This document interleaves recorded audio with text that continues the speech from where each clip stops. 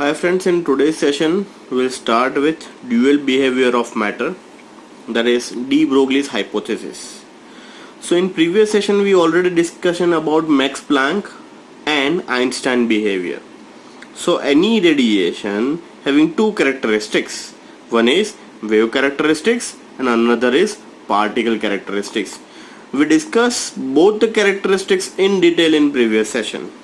So de Broglie simple introduce or mix these two nature and gives you the one equation that is entitled as a de Broglie's equation.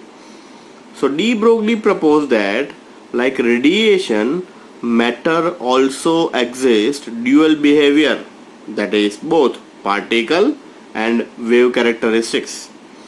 This means that electron should also have the momentum as well as wavelength. He give the following relationship between lambda and the momentum p of a particle nature. What is the equation? Equation is nothing but lambda is equal to h upon mv. M into v is nothing but p, that is h divided by p. ये equation कहाँ से आया? तो अभी हमने discussion किया both particle nature and wave characteristics. तो de Broglie ने सिंपल दोनों को सही ठहराया, दैट इज वन. फर्स्ट कौन सा था? Max Planck equation, that is lambda is equal to h nu. And second Einstein property. Einstein property क्या था? E is equal to mc square. इन दोनों को कंपेयर करके एक फाइनल इक्वेशन और रिलेशनशिप डेवलप किया, that is nothing but dual behaviour de Broglie's equation. देखिए ये ड्यूअल बिहेवियर का इक्वेशन कैसे डेवलप हुआ, that is E is equal to h nu. हमने इंट्रोडक्टरी फर्स्ट सेशन के अंदर ही डिस्कशन किया था. E is proportional to nu. Proportionality constant is nothing but Planck's constant, that is called h. So E is equal to h nu, where h is equal to Planck's constant, nu is equal to frequency. Now what do you mean by nu? Nu is nothing but c upon lambda. So what is our final equation? E is equal to hc upon lambda. That is our final equation. In opposite direction, Einstein gives the equation E is equal to mc square, and m is equal to mass of photon and c is equal to velocity of light. Now compare these two equation. If LHS same, can we compare with RHS? Means this is also gives you the energy, this is also gives you the energy.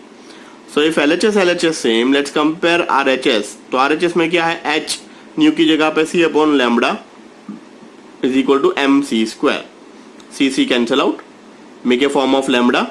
So lambda is nothing but h upon m into c. Now derive each and every term. Term क्या है? H Planck's constant. M क्या है? Mass of in photon. C क्या है? Velocity of light. And nu क्या है? तो that is frequency. So this is all about your each and every term.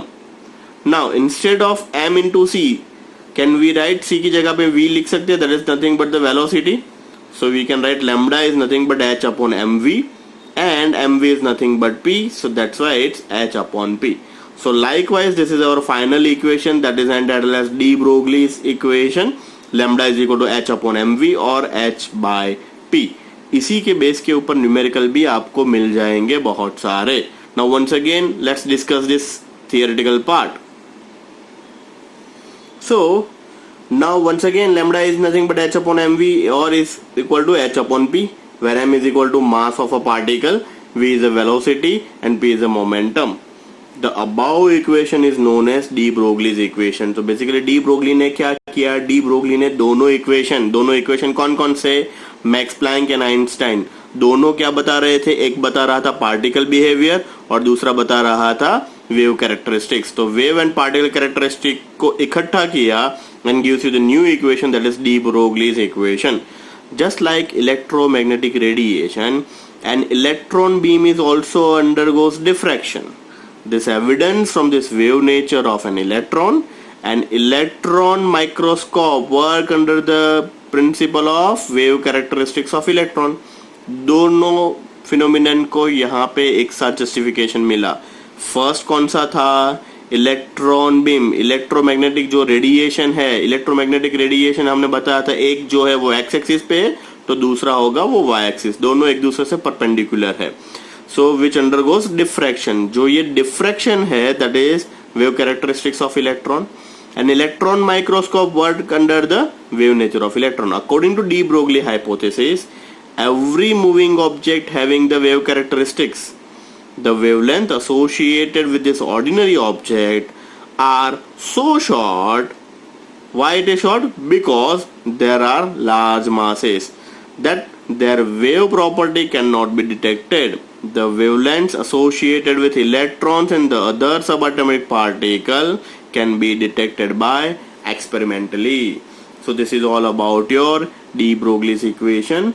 Once again, de Broglie hypothesis के ऊपर से आपको एंड एक्सरसाइज में बहुत सारे न्यूमेरिकल मिल जाएंगे. कई बार स्कूल टेस्ट के अंदर ये क्वेश्चन पूछा जाएगा, right a short note on D Broglie's equation. और उसी के साथ most important 2 marker question, that is Heisenberg uncertainty principle. Heisenberg uncertainty principle. अब ये हाइजेनबर्ग का अनसर्टेनिटी प्रिंसिपल है, वो क्या बता रहा है? तो सबसे पहले एक लेमन डिस्कशन करते हैं. Let's take example. If you are standing on a crossroad और suddenly 2-seater Ferrari आपके सामने से पास हो रही है, so आप चाहोगे आप इसका फोटो क्लिक करें. जैसे ही आप मोबाइल निकालते हो और फोटो क्लिक करने जाते हो, obviously it's a Ferrari, बहुत ही हाई स्पीड में होगी वो, तो you cannot capture the image. Means here in case you are in steady position, while in case object का मतलब Ferrari is in momentum.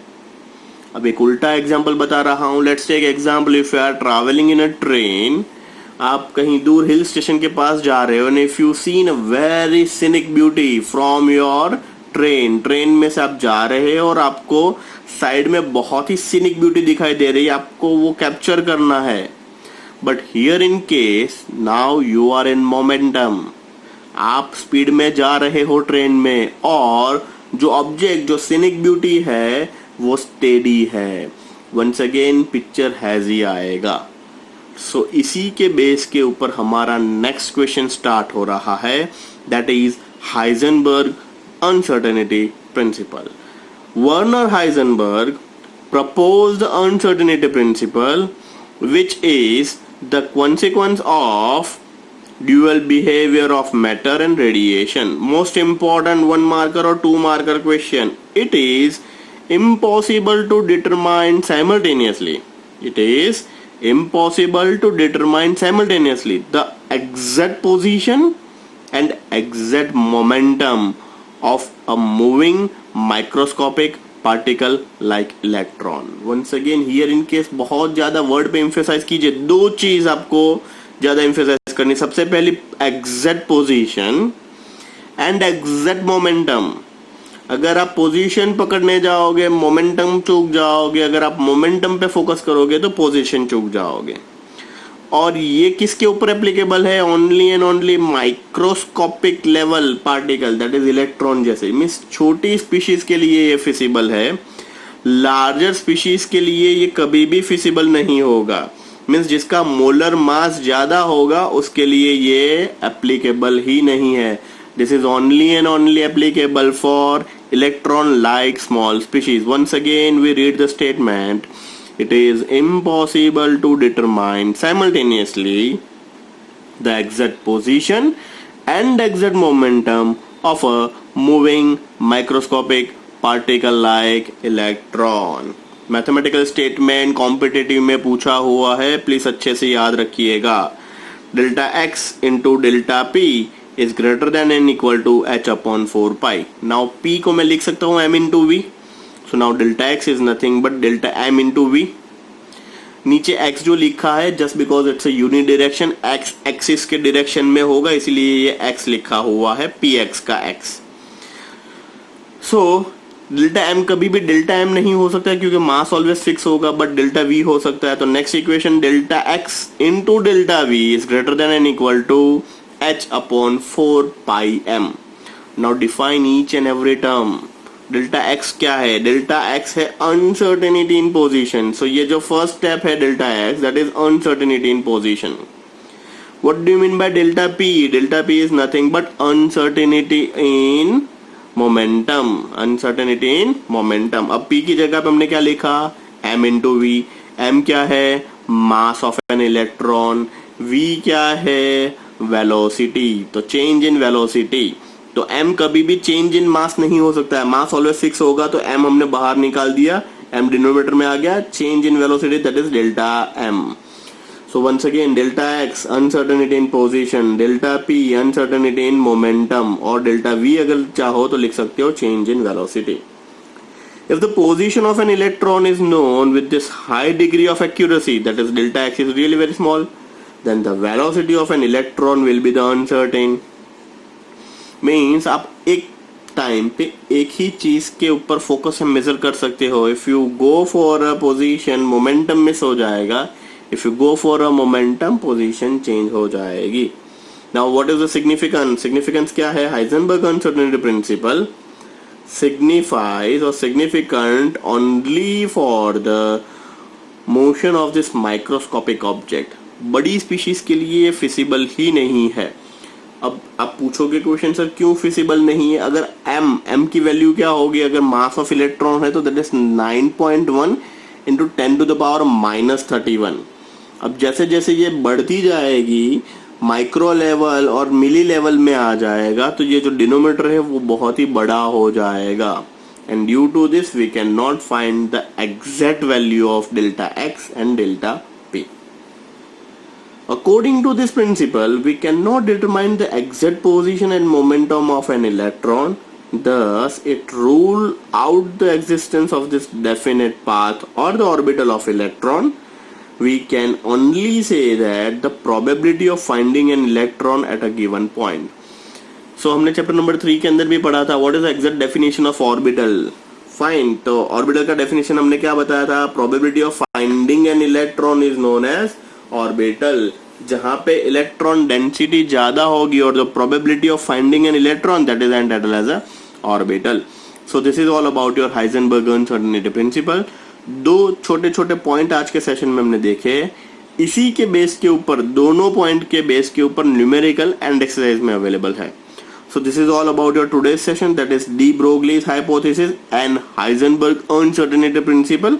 Next session इसी के बेस के कुछ न्यूमेरिकल डिस्कशन स्टार्ट करते हैं. Thank you.